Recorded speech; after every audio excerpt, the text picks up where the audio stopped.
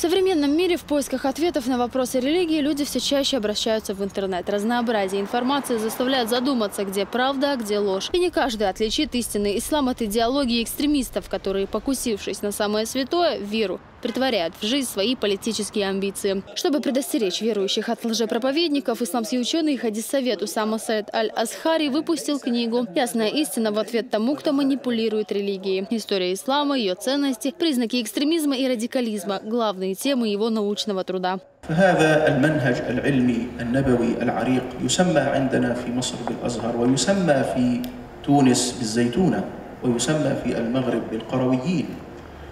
أزهر سيلع باشبالنيق بيامر صلى الله عليه وسلم سنة تقطع وازر قيت العنيس خل باشبالنيق وإذا شيء ما كع بيامر نيق أخ سنة أحوازر نيق أخ أزهر نيق قالوا تونس زيتون نيق قالوا مغرب عن قروي قولي نيق قال إيش حجر شيء جن بيامر سنة نيق نيس خل باشبالنيق برجش دعنا خل داش دوتان ديني قاتش شو قوز إتشرح تبان إكستريميسكي قالوا الخيل شو جروبروش يجنا وما بدون نجاح.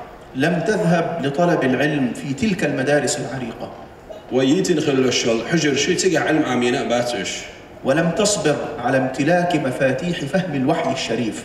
صبر أتخلوش دال بس نخلوش القرآن سنة قيتوش خلوش علما ضوء حياتت. На презентации книги в театрально-концертном зале собрались представители духовенства региона во главе с муфтием Салахом Межиевым и советником главы республики Адамом Шахидовым. Имея за плечами опыт борьбы с радикальными течениями, они знают, что экстремисты, прикрываясь религией, готовы убивать невинных людей. Поэтому сегодня очень важно проповедовать истинные ценности мусульманской веры.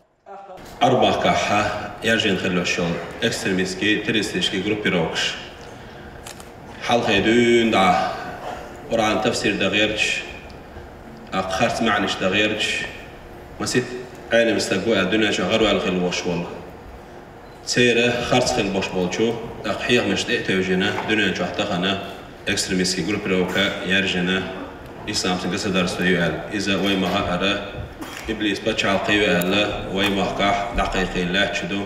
Для того, чтобы научный труд был доступен и понятен каждому человеку, он издан на разных языках. По словам египетского богослова, на подготовку книги к печати у него ушло несколько лет. Первый тираж издания составил 2000 экземпляров. На русский язык работу перевел издательский отдел телерадиокомпании «Путь» из Чеченской Республики. Во время презентации каждый гость получил в дар по экземпляру книги. Ее автор Усама Саид Аль-Азхари обещает, что будут и новые творения. Уже после презентации на сцену вышел гость из Египта, известный во всем мусульманском мире исполнитель нашидов Мустафа Атиф. Религиозные песни, восхваляющие Всевышнего и его пророка, да благословит его Аллах и приветствует, вместе с ним исполнил и весь зал.